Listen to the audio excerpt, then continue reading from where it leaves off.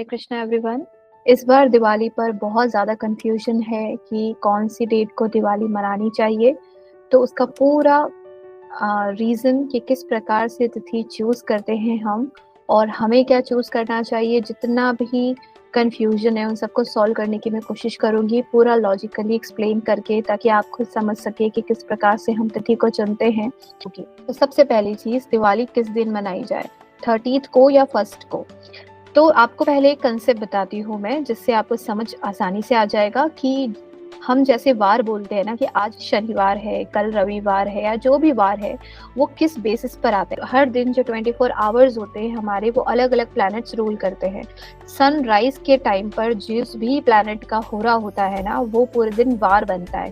जैसे आज शनिवार है तो शनिवार के दिन सूर्य उदय के समय जब आप देखेंगे तो शनि का होरा सबसे पहले होता है, इसलिए आज पूरा दिन शनिवार कहा गया है।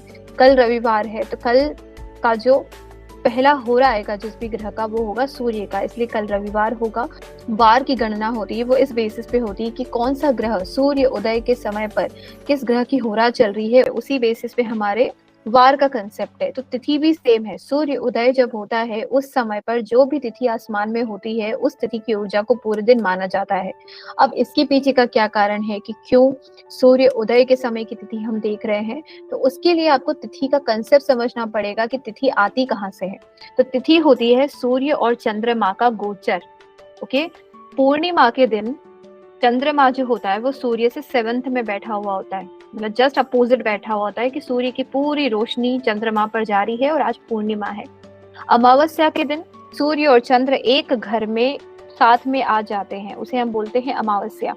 ओके, अब यहाँ पर अमावस्या शुरू कब होती है, कोई भी तिथि सूर्य मतलब सूर्य से अलग अलग डिग्रीज होती है राशियों में, तो जहां पर भी सूर्य स्थित है उस डिग्री पर चंद्रमा का गोचर, चंद्रमा जब सूर्य की तरफ आने लग जाता है, सेम हाउस में जहाँ पे सूर्य बैठा है उसी घर में जब चंद्रमा आने लग जाता है, हम बोलते हैं अब अमावस्या आने वाली है कि चंद्रमा सूर्य की तरफ आ रहा है। तो सूर्य से चंद्रमा की 12 डिग्री की जो दूरी है, 12 डिग्री, जैसे ही 12 डिग्री की दूरी पर चंद्रमा आता है, अमावस्या शुरू हो जाती है, प्रारंभ हो जाती है।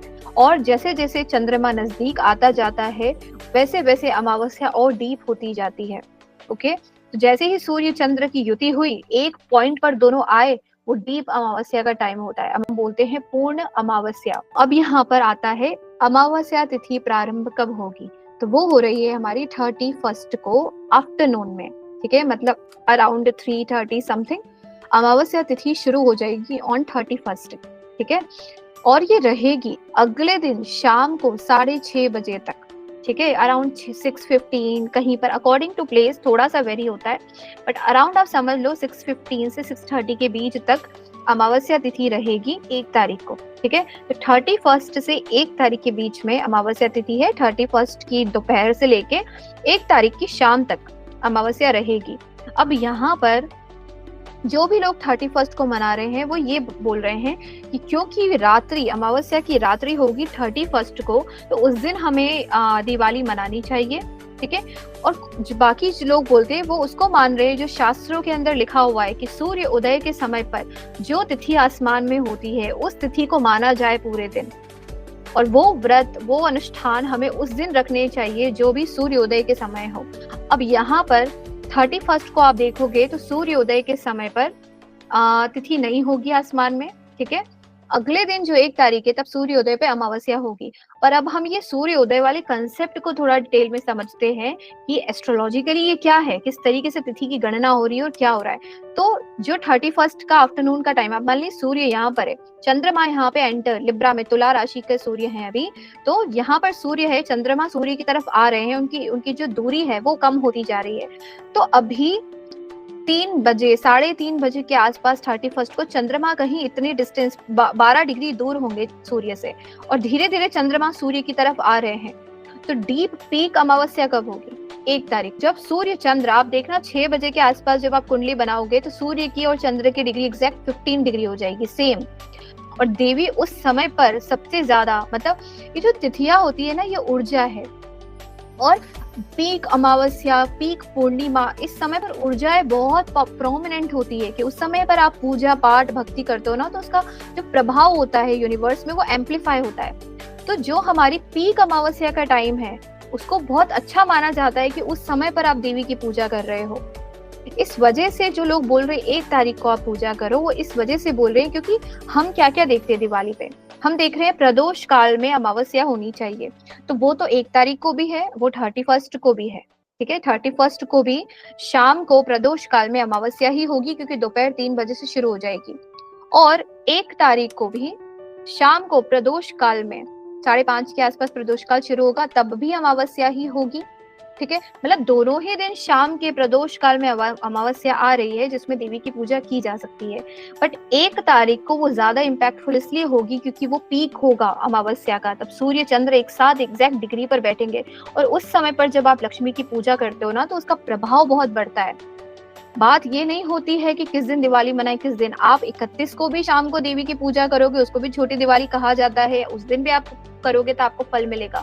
बट हम क्या चाहते हैं, ये पूरा तंत्र की चीजें हैं, हमने समय काल हर चीज को मिक्स करके हम एक रेमेडी कर रहे हैं, उस समय पर देवी को जागृत कर रहे हैं ताकि उनकी कृपा हमें प्राप्त हो। इस वजह से कोई भी तिथि का प्रारंभ से ज्यादा उसका प्रभाव अंत के समय ज्यादा प्रोमिनेंट होता है। वो तिथि जब खत्म हो रही होती है, उस समय पर वो अपनी पीक स्थिति में होती है। शुरुआत में तो वो तिथि उस रूप में आ रही है, पर पूरी पूर्णता उस तिथि की तब आती है जब वो खत्म होने वाली होती है। ओके, तो यहाँ पर प्रदोष काल हमें चाहिए दिवाली पे, वो दोनों दिन मिल रहा है। अमावस्या हमें चाहिए प्रदोष काल में, वो हमें दोनों दिन मिल रही है, इसलिए लोग कंफ्यूज्ड है। बट ज्यादा अच्छा और इफेक्टिव रेमेडी तब होगी जब आप 1 तारीख को संध्या काल में देवी की पूजा करते हैं, क्योंकि उस समय पर जो अमावस्या तिथि है वो परिपक्व होगी। अब इसमें दूसरी चीज है कि जिनको भी दिवाली का पूरी रात्रि अनुष्ठान करना है, दिवाली पे लक्ष्मी देवी की पूजा तो प्रदोष काल में सनसेट पर होती है, तो 1 तारीख को ही वो करना सबसे शुभ रहेगा, ठीक है?